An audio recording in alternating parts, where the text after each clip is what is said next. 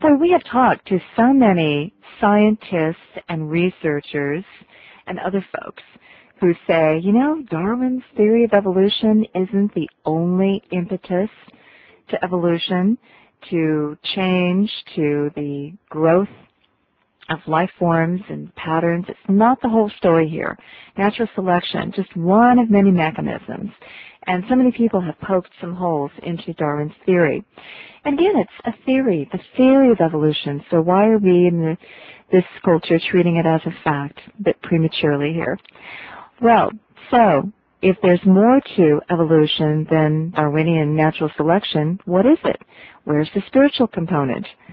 Michael Cremo, who gave us earlier Forbidden Archaeology and the Hidden History of the Human Race, and who is a longtime Vedic researcher, has a proposition here pulled straight from the Vedas, and he says, we're more than just matter.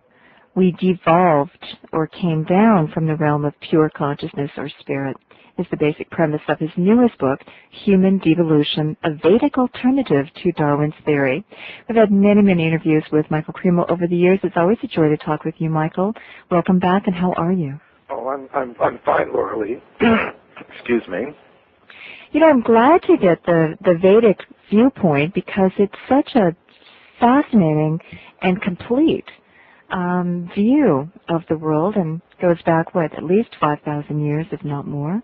That's right. The ancient Sanskrit writings go back at least 5,000 years. According to the information contained in the writings themselves, they were first set down in a script about 5,000 years ago, but they represent an oral tradition that goes much further back in time. And what you guys were proposing, you and your co-author, Richard Thompson, were proposing in your earlier books is that anatomically modern human beings go back, millions of years, and you found evidence at least to suggest this. Yes, that's right. The ancient Sanskrit writings would suggest that humans like ourselves have been present for vast periods of cyclical time on this planet, and the time cycles go back many, many millions of years. And when Richard Thompson and I did 8 years of research into the whole history of archaeology, we actually found there's quite a bit of evidence to support that. There are just hundreds of human artifacts, human footprints, and human skeletal remains that go back tens of millions, even hundreds of millions of years, but they're not very well known either to scientists or to the public in general because of what we call a process of knowledge filtration. Which means that which supports the current worldview gets included, talked about in the journals, written up. That which goes outside the current worldview tends to be ignored. But I remember asking you, so if you laid out all of the evidence, what portion of it would be pro, what would be con? You said, well, people think that this stuff is anomalous, there's a piece or two, but you said if you put it all out on the table and you could look at everything all at once, you'd have what percentage that would support the very ancient existence of human beings? Well, it's hard to put an exact number on it. I mean, we should remember, first of all, that Richard Leakey, one of the proponents of the current theory, said that the really good evidence for the current theory that human beings evolved from apes could be put on a couple of billiard tables. Yeah. So, we've definitely got much more than that. We've got a whole billiard hall full of billiard tables of anomalous evidence to support the other idea. So the knowledge filter at work, it's not just one piece here or there. So, I would assume that whatever forces are pushing human evolution, pushes life evolution, all the piece. It's not just humans that are devolving, from spiritual super states of consciousness down to matter. I think that's all life, isn't it? Aren't we on the boat with the whole web of life? We're not such special creatures. Oh, sure. I mean, that's absolutely true as far as I can see. These other creatures, although many people would like to say they're simply automatons, we can see even animals like cats and dogs. They have feelings. They have consciousness, and even if you go down to the level of the simple one-celled creatures, many scientists such as Beverly Rubik, who used to be with Frontier Sciences organization at the University of Pennsylvania in Philadelphia. She was able to show that even these one-celled creatures are responsive to mental suggestions, that they appear to move in their environments in a purposeful way. So yes, I think we're talking about a web of life that includes all the Earth's creatures. Well, I would say all the creatures everywhere. Maybe even beyond that. It's a cosmic solution here that you're proposing. Okay, what part of Darwinian theory do you agree with, and what parts don't you agree with? Well, I believe that there is a process of reproduction with modification. That's what Darwin proposed, that living things reproduce, and that in the process of the reproduction, they change in different ways. Now, he believed that the process went from the more simple living things to the more complex living things. Which is logical. And, well, and from a certain perspective, I would think.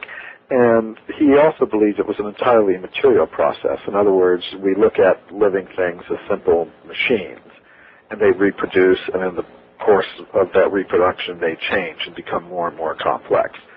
Of course, we see that machines generally don't do that. It requires some sort of intelligence, but to make a more complicated machine. But I would agree with him that something like that is going on. But where I would disagree with him is that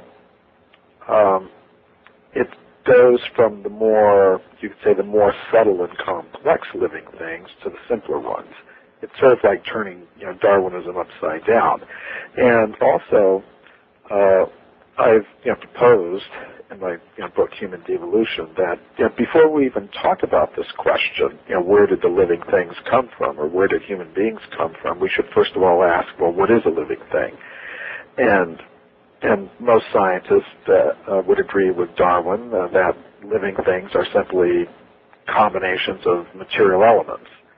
But I think when we look at all the evidence available to science, it's more reasonable to start with the assumption that a living thing is composed of three things, matter, mind, and consciousness, or spirit. Body, mind, spirit. Yeah. And of course, I'm not the first person to say that.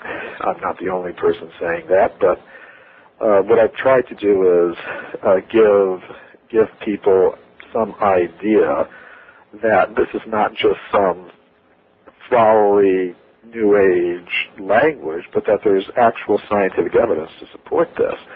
And I think there is quite a bit of evidence like that. So I do believe that there is a process of reproduction with modification that goes on, but it begins at this level of pure consciousness and goes down from there. And it's intelligently guided and the intelligently guided, there's a whole movement that says, okay, it's not creationism, but there's the processes of evolution, and there's some sort of intelligence guidance just to evolution, to our life, individually, collectively, to the whole universe. There is an intelligence, let's call it God for lack of a better word, but there is that guiding principle. That's what a lot of the science-minded types who can't quite got into creationism in its pure theory, have concluded. So I felt for a long time, okay, there's some guiding principles here. What's so hard to figure about that?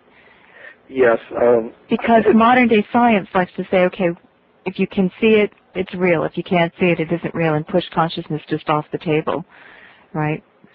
Well, Laurie, in one sense, I don't have any objection if someone's a Darwinist and wants to pursue a purely mechanistic explanation for the origin of the bodies of living things without any idea of design, which is what they try to do. They want to explain everything as a series of you try everything, and then what sticks is what works, yeah.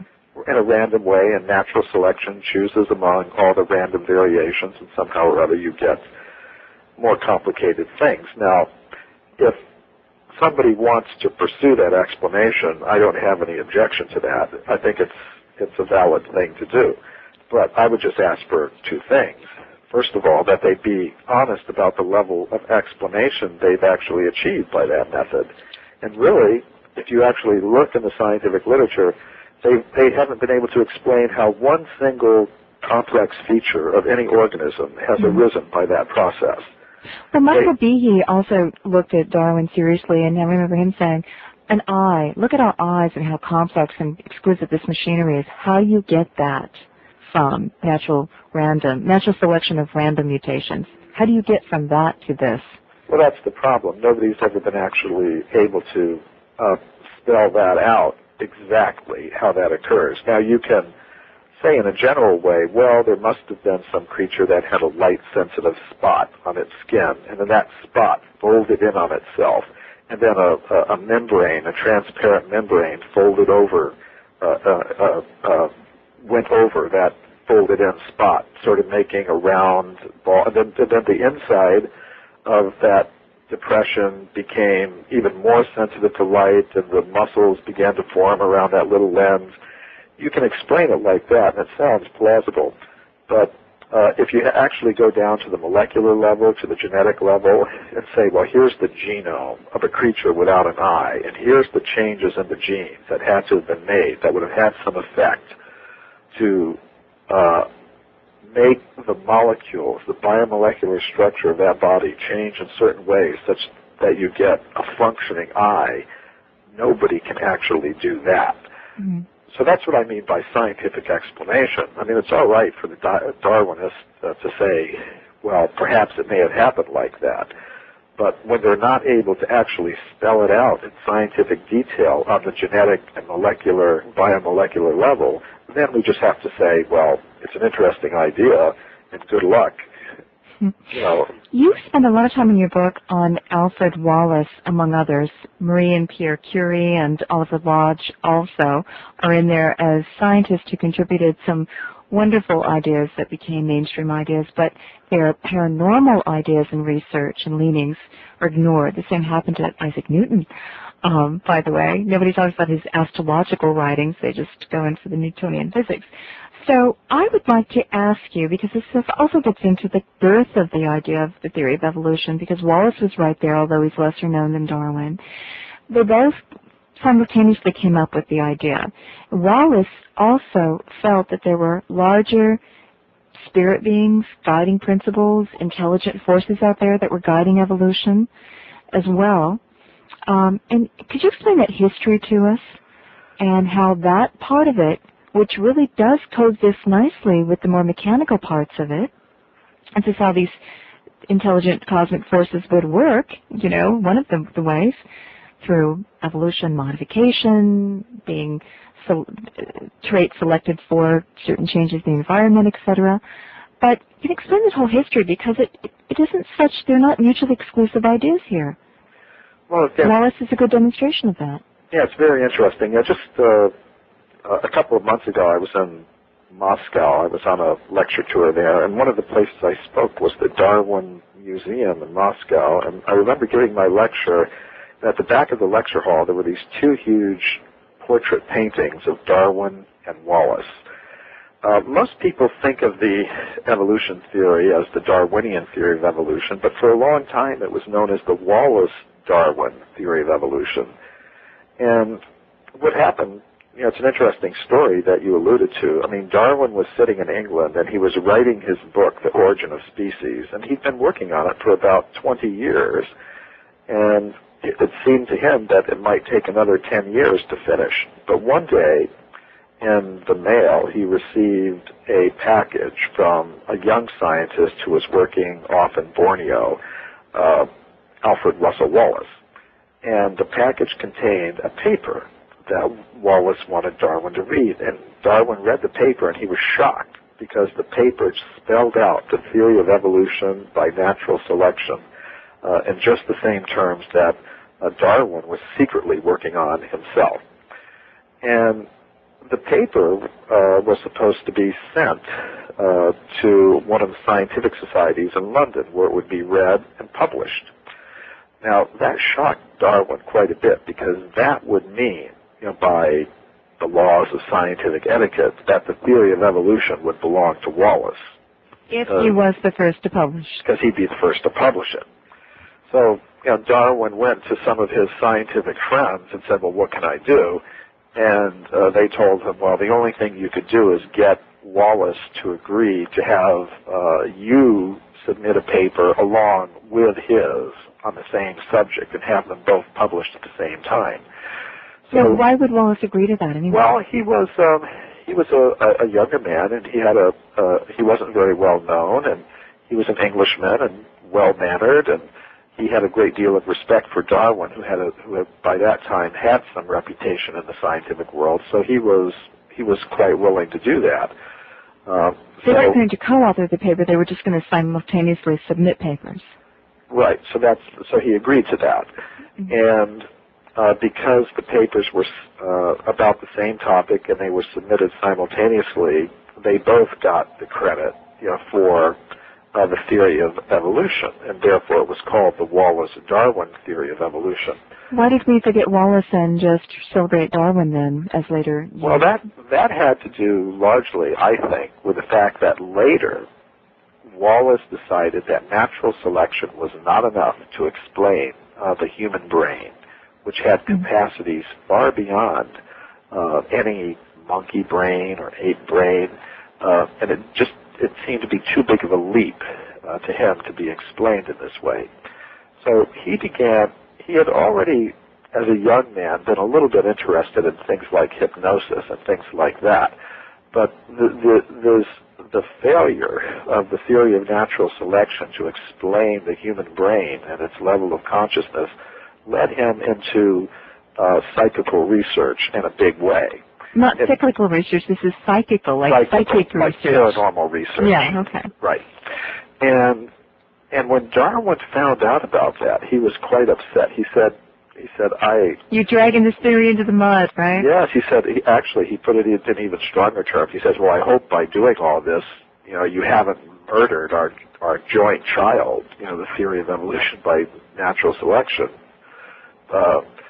But Wallace persisted with his research, and he got some very good results, and then he began to publish them and try to introduce his scientific colleagues to this type of evidence for paranormal powers, for a conscious self that can exist apart from the body. And then he began to make these proposals about how the whole cosmos and the whole process of the formation of living things in the cosmos is governed by higher intelligences, by a hierarchy of higher intelligences. And I think because of this, they just conveniently dropped him from the They dropped him. Now, you still will read about Wallace in most introductory textbooks about biology, and he will still be given some credit for having... But you don't hear about his paranormal research in that same sense, do you? That's completely screened out. You said he persisted with his research and he got some good results. What was he doing? How did he, back then, go about testing these ideas, and what results did he get? One way that he did it was by doing laboratory experimental research with mediums. Mediums are, people that have various types of paranormal powers. Some of them are simply mental powers, but others are, there's what was called the physical phenomenon of mediumship, where mediums had psychokinetic abilities to make ordinary matter move in ways that we can't explain by our current laws of physics. So Wallace was joined in this research by another prominent English scientist, Sir William Crookes, who was president of the Royal Society, which was England's foremost, topmost scientific society. And to be a fellow of the Royal Society, I think it's an even more significant honor than getting a Nobel Prize, really, because each year dozens of Nobel Prizes are given, but to be elected a fellow of the Royal Society, that doesn't happen very often. And he was president. He was later president of this society. But it shows you how at the turn of the century these ideas were still they weren't quite as dangerous back then, were they? They were Right. more accepted. People were more experimental. Yeah, you had very prominent scientists publicly doing this type of research. Now, the research is still going on today, but you might say at a lower level in terms of the scientific hierarchy. Yeah. But at the time, Crookes was certainly at the top of the scientific hierarchy of his day. He had a Nobel Prize in physics. He was president of the Royal Society. And Wallace, of course, was the co-founder of the theory of evolution by natural selection. So I wish that the scientists of the day that just sort of scathingly say you're a fool to even contemplate these ideas, I wish they'd remember their predecessors and what they were into. But go ahead. Right. I think many people, when they hear about paranormal research and think, oh, no serious scientists would become involved in that. But I think that's because they don't know the real history of science, going back all the way to Newton, as you mentioned, who wrote more about alchemy and astrology than he did about his physics and optics. Yeah. But and they were all part of one system, of course. And they're not looking at the real paranormal questions and inquiry and what they're saying. They're just looking at some kind of fringe. Yeah, some caricature of it. Yeah, caricature. Thank you. So, but Wallace and Crookes, they focused a lot of their research on a particular medium, Daniel Dunglass Hume, and he was never detected in any kind of hoax or falsehood or anything like that. So he was in any area of science you're going to find cheating. I mean, that's something that we should just put right up there up front. There have been mediums who've done things by trickery, but we see in any science, even today, there are a lot of scientists operating in the biomedical field who fake their research results to get grant money, and it's considered a huge problem. There have been some big articles in the scientific journals about this. So, I mean, I think in any area of science, any area of any human endeavor, you're going to find some. But that has to be controlled for, and I think Wallace and Crookes did a very good job of it. For example, they made some experiments, laboratory experiments with the medium Hume, where they found he was able to, they would set up a balance with a certain amount of weight on it, and he could exert, simply by touching the opposite end of the balance, he could exert huge amounts of force on this balance that simply could not be explained. On other occasions, he was able to make objects float in the air. On one occasion, they were performing some experiments with, I mean, it sounds strange, but with an accordion. And it seemed that Hume could make this instrument play elaborate tunes simply by holding it with one hand opposite the keys.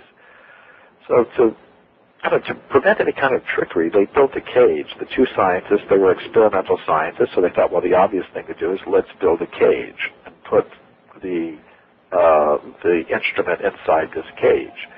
And both of these scientists, the Nobel Prize-winning physicist Crookes and the co-founder of the theory of evolution, Wallace, wrote that they saw on several occasions this accordion floating in the middle of the cage, not being touched at all by Hume, and playing elaborate tunes. So you sort of have to ask yourself, well, why would these two prominent scientists write something like that?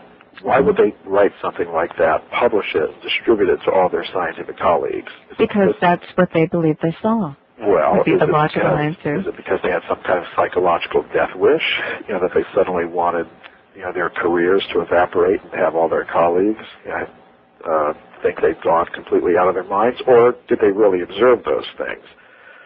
I tend to think it's the latter, that they really observed these things.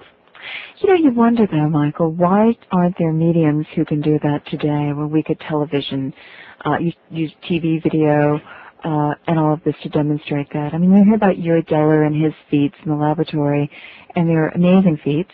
I've seen some of them performed in person, but they're not suspending an accordion in air. And then how does somebody do that? Wallace felt, you write, that he felt that there were spirit beings that were able to accomplish these tasks via the medium's help. Yes, and that there were subtle forces, subtle vital energies, that are connected with human beings, that these mediums can operate through and be controlled through. Higher beings can operate through them. I take these things as evidence that there's what I would call a mind element associated with the human organism, and by that I mean a subtle material energy that can act on ordinary matter in ways that we can't explain by our current laws of physics. Just like air is something invisible and we can't really see it, but we can observe its action. When it blows across some water, it makes waves. And if we would just open up our understanding of laws of physics, then we would see that this is all through the natural forces of the universe. It's our container of ideas that's too small, not the whole laws of physics out there. Yes, and in previous times, these types of powers were probably more widespread throughout human society because they were cultivated. Just like people may have some musical talent, but unless it's cultivated, it may not manifest. But these days, scientists are still investigating these psychokinetic phenomena, but they tend to be more focused on what we might call the micro PK, the micro psychokinetic events. For example, Robert John and his colleagues have been working for years with random number generators, and a lot of this work was going on at Princeton University when John was head of the engineering department there. And basically what they would do is sit down a group of students in front of these random number generators, and the random number generators, if left on their own, would generate a sequence of zeros and ones. And because it was random, the baseline would be about 50-50.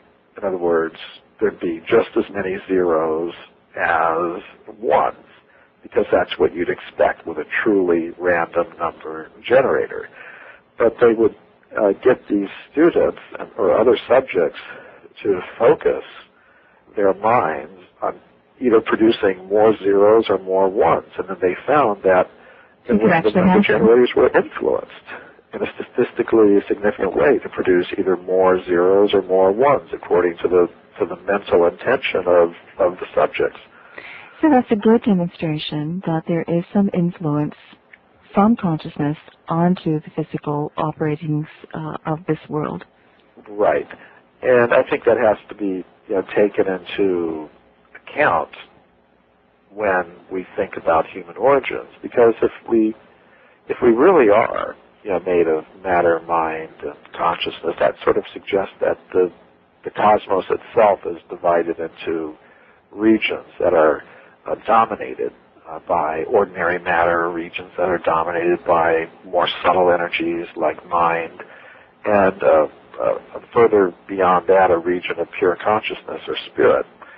And I would say that we begin our existence at that topmost level of pure consciousness, and if we depart from there, if we become attracted to the lower energies, then that original pure consciousness becomes covered by the lower energies of mind and matter and different combinations.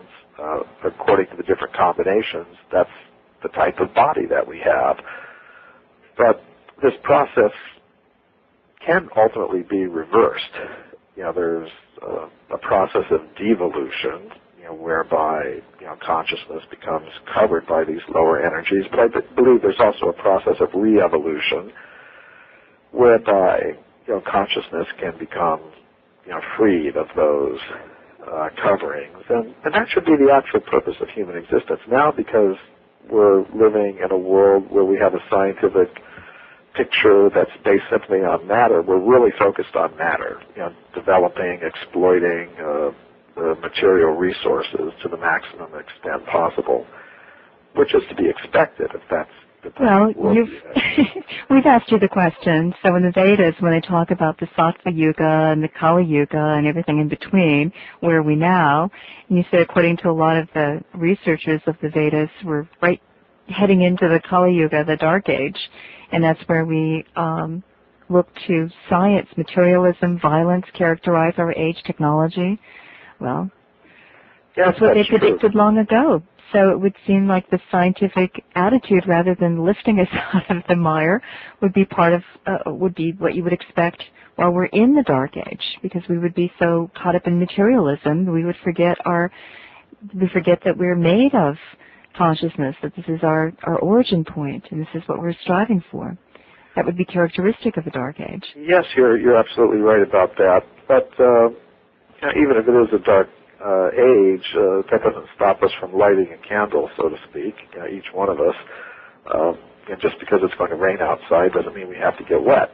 Well, that sort of means that's the background in which you operate, and where you go is up to you. That's right. Yeah. That's the good news. So go ahead, tell us more. Well, I really liked Wallace. I think Wallace was one of the inspirations for my work in writing this book, Human Devolution, because I thought he was such a fascinating personality. Tell us the rest of the story. What happened to him after evolution, and then after his psychical research? And he probably thought. Well, I think he was genuinely surprised by the reactions that he got from his scientific colleagues, because he had expected them to actually pay attention. He was genuinely surprised when he would invite some of the leading physicists or chemists or biologists of his day to come to a seance, for example, or come to the laboratory to participate in these experiments, and they would simply refuse.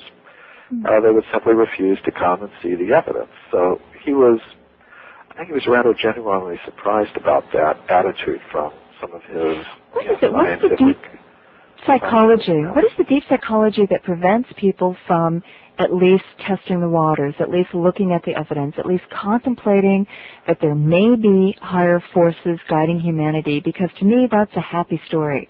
Thank God there's somebody out there looking after us. Thank God we have some help out there, is my opinion. But, what do you think is the problem? Well, I think the psychology behind that is that many of these people believe that they are the higher force that's guiding humanity, and they're not willing to accept that there might be some.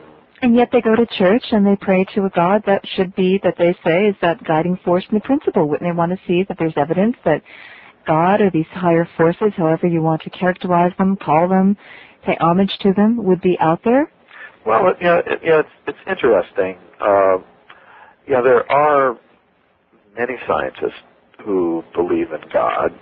There are, historically, most of the scientists who have made the very important discoveries in science, going back to Newton and beyond, they've been believers in God. But more recently, I think that's changed, somewhat, or at least the conception of God has changed. How so, do you think?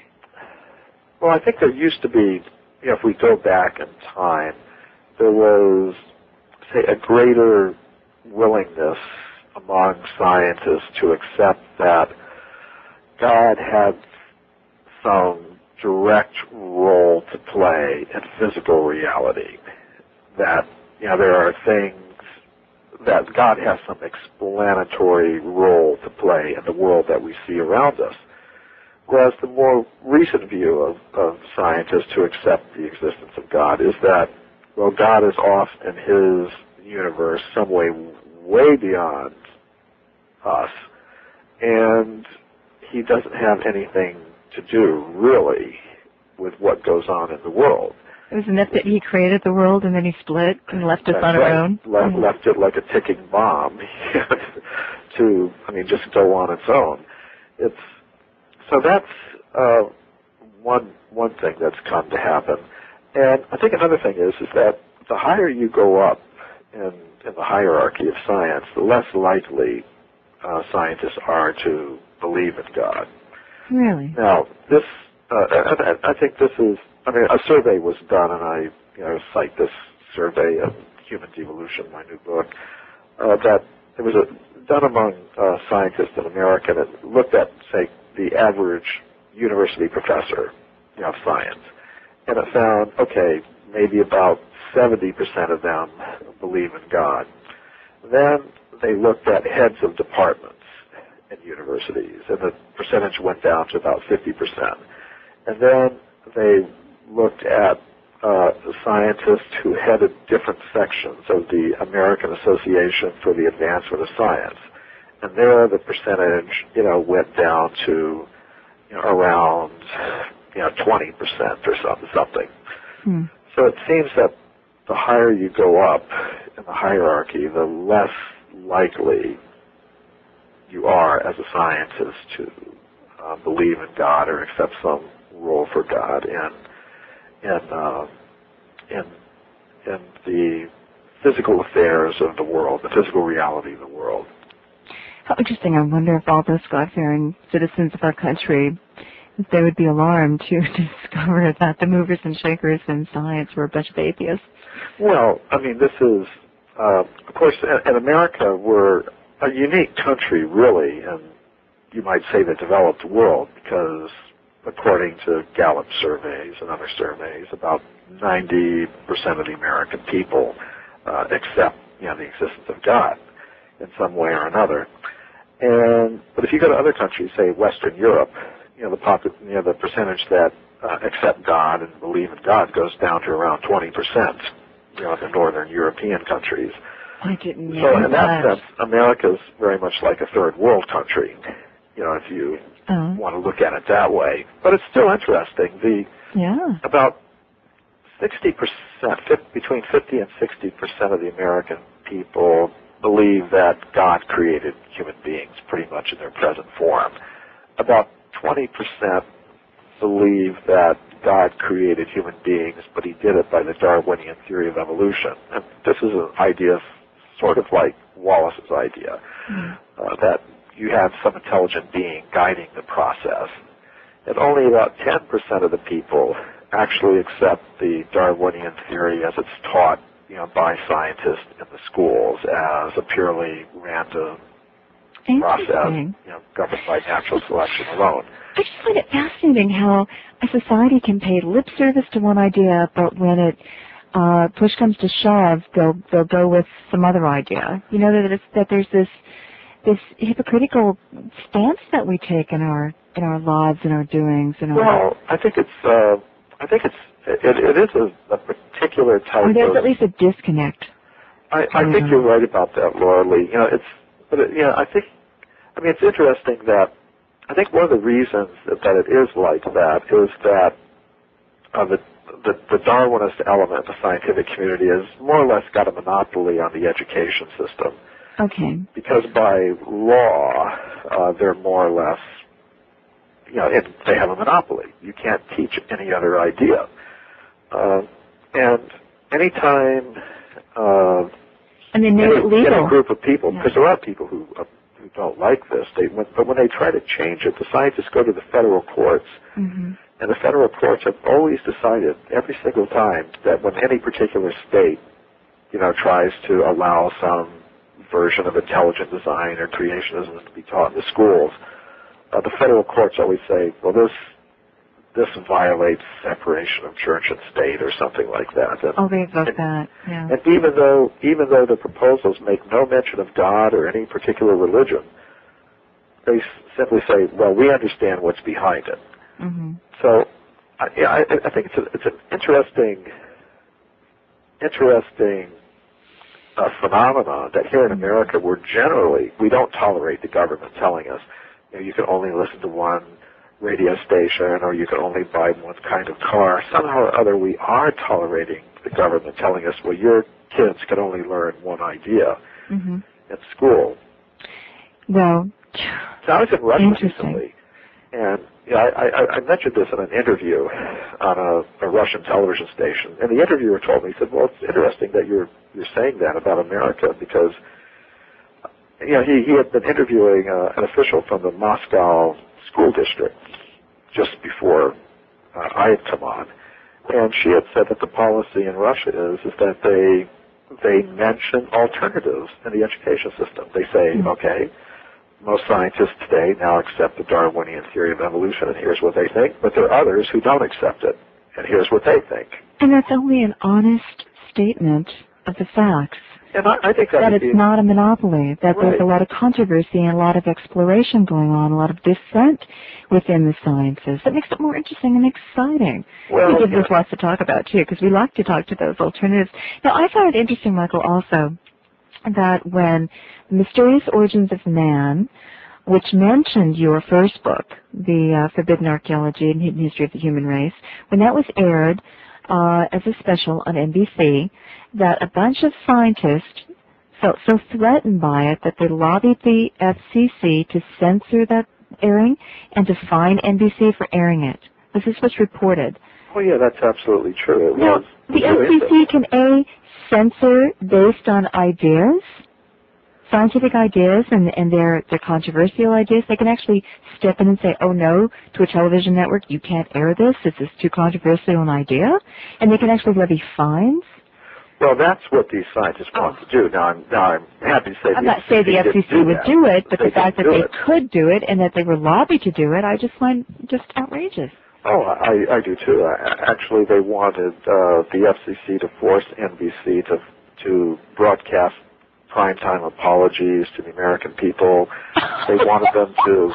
They said what they should do, be forced to do, is to show the show again, but first have a quote real scientist introduce the program and tell people it's all nonsense, and then show it. I thought it was just back in the 50s with Velikovsky that they were able to stop publication of his books.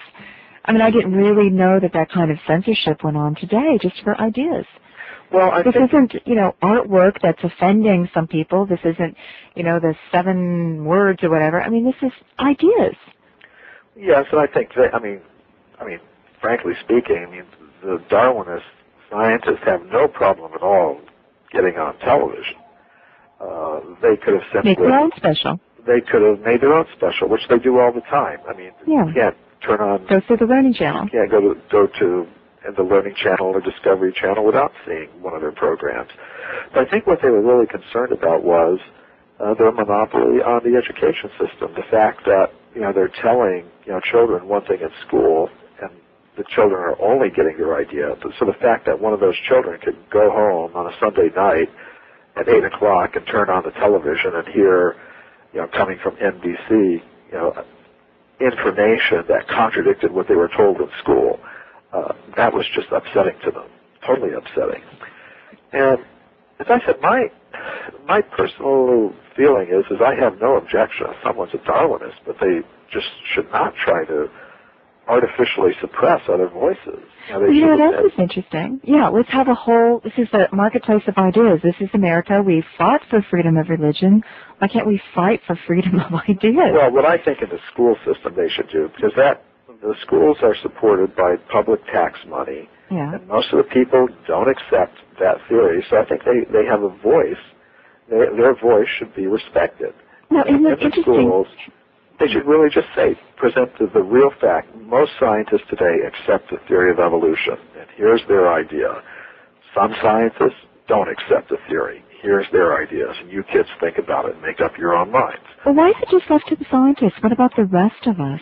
And it's interesting that the majority of people still believe that our whole lives and whole existence is guided by higher intelligent forces, call it God, whatever you will, and that all the education and evolution hasn't swayed us from this idea. Well, Laura Lee, I think one problem is that somehow or other, scientists as a class have escaped to a large extent the skepticism that we extend towards other influential personalities and groups in society.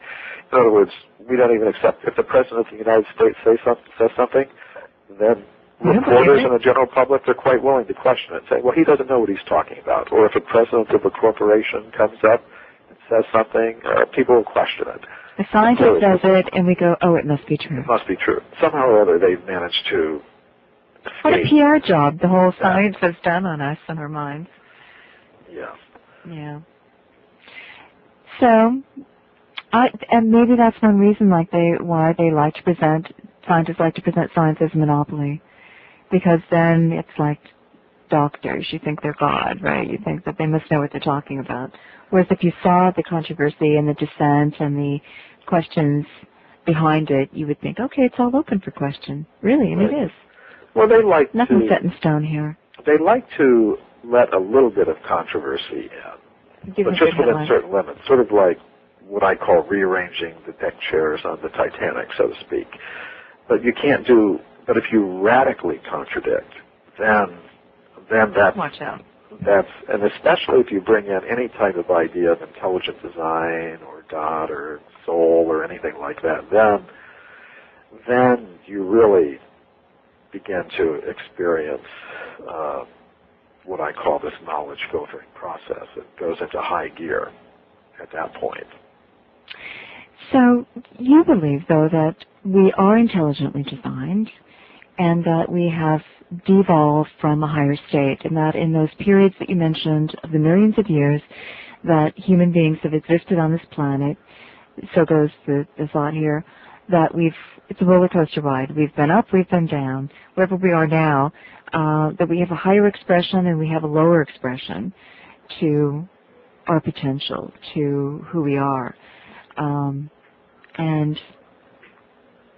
But the difference is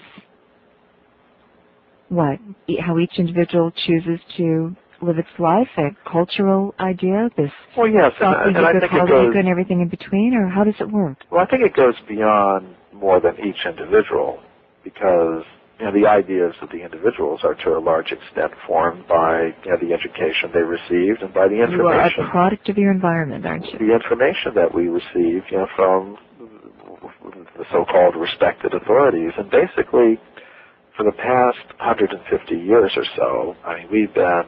The goals that we set for ourselves are determined by the answers to these questions that we continually pose to ourselves. Who am I and where did I come from? And the answers we've been getting from today's scientists, who are like the priest, you could say, of the whole modern society, are that we're simply another type of animal, and we're simply a combination of material elements, and that's really all there is to it. So most people are influenced by that, will consciously or unconsciously, to devote most of their energies to simply producing and consuming more and more material things. I think that it's not an accident that our whole worldwide society has become quite materialistic in its objectives and goals. And it all starts from the answers to those fundamental questions: who am I and where did I come from? Now, if as I believe, the answers to those fundamental questions are, we are, spirits in the material world, as the Police once sang in one of their songs. If we are conscious beings, if that's what our real essence is, that means that most of our energy should be put into developing the conscious resources of each individual and of human society in general. And that might mean putting more energy into, what people have traditionally done, down through the ages, is involve themselves in some kind of practice of meditation or prayer or yoga or whatever, to develop those conscious resources, to develop those spiritual resources. This doesn't mean neglecting the material side of life, but it's a question of perhaps restoring some balance. Yeah. And I think the balance has gone way off onto the material side of things, to the neglect of these. And so part of it is the story that we have been told about who we are and what is our purpose here. That's and where are we in the grand context of things?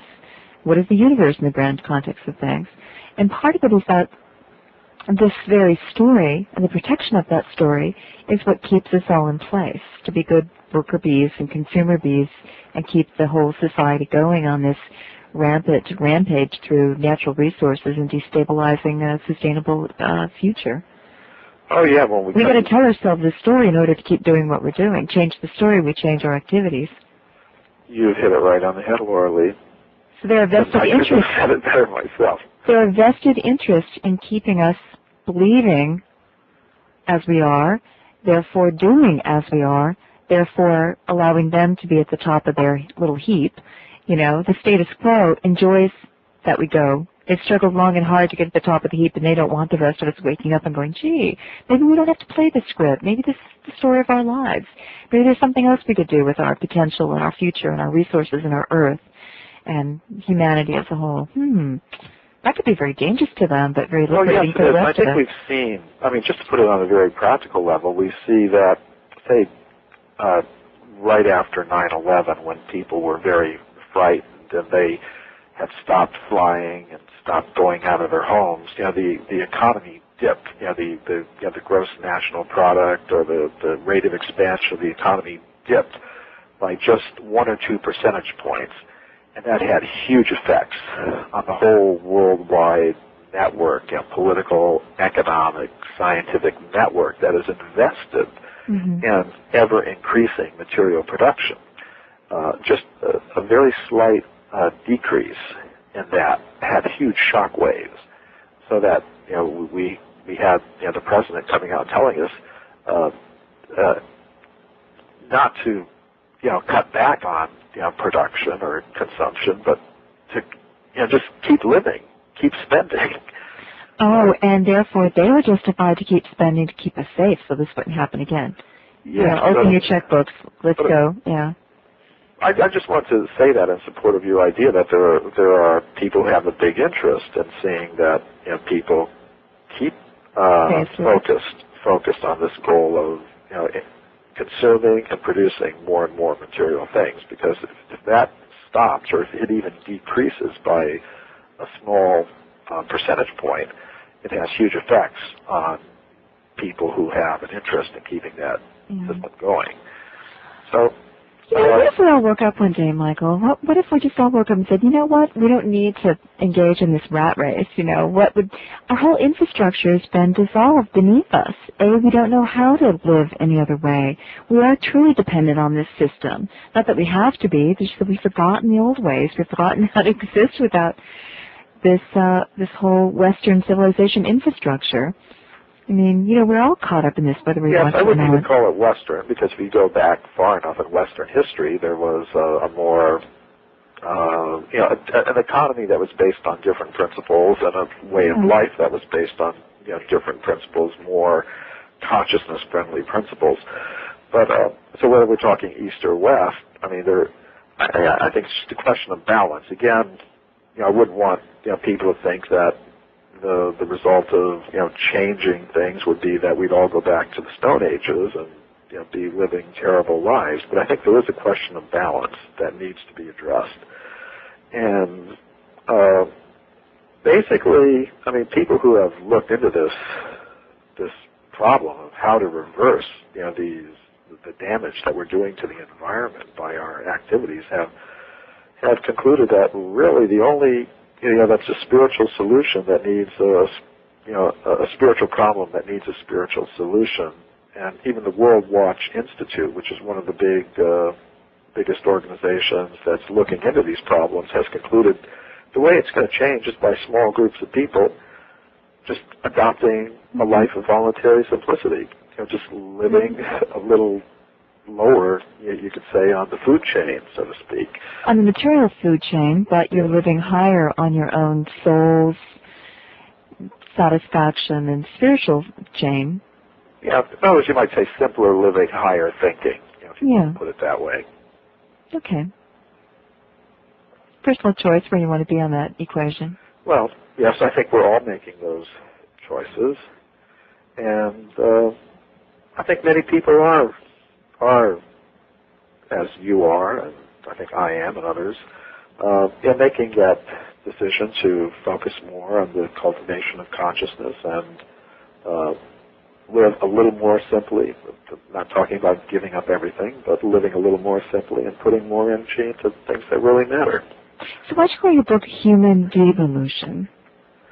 Well, I called it that to encapsulate the idea that we did not evolve up from matter, as most scientists now tell us, but that we have devolved or come down from consciousness or spirit. And I thought that was just the simplest way to get across that idea. When I say devolution, I mean that we originally existed on a level of pure consciousness, and that when we depart from that level of pure consciousness, when we become attracted to the lower energies, we become covered by them, we become conditioned by them. But it's a process that we can reverse, and there are so many ways to do that. Every spiritual tradition in the world has some method of prayer or meditation or yoga to accomplish what I call a re-evolution of the human spirit. Which is why those wisdom traditions have been around for so long. So what are the characteristics of being caught in the lower? Well, I think we can all feel that. We're more or less driven. Sometimes it seems even against our own better impulses to simply become involved in the consumption, increasing consumption and production of more and more material things. I think intelligent people today, what do if they want to get ahead? Well, they go to school and they try to get a job in some company that's economically successful in producing something. In other words, of digging resources out of the ground and putting them together in a way that can be mass marketed to the public around the world. But is that something that can go on forever? I think we have to ask about that. What if everyone in the world, all the 6 billion people in the world, were consuming as many material resources as the average American or European is consuming today? We'd hit the brick wall even faster. Yes. So, at a certain point, this is going to have to stop, That's my question. What if we all woke up? What's the alternative besides just going back to the Stone Age?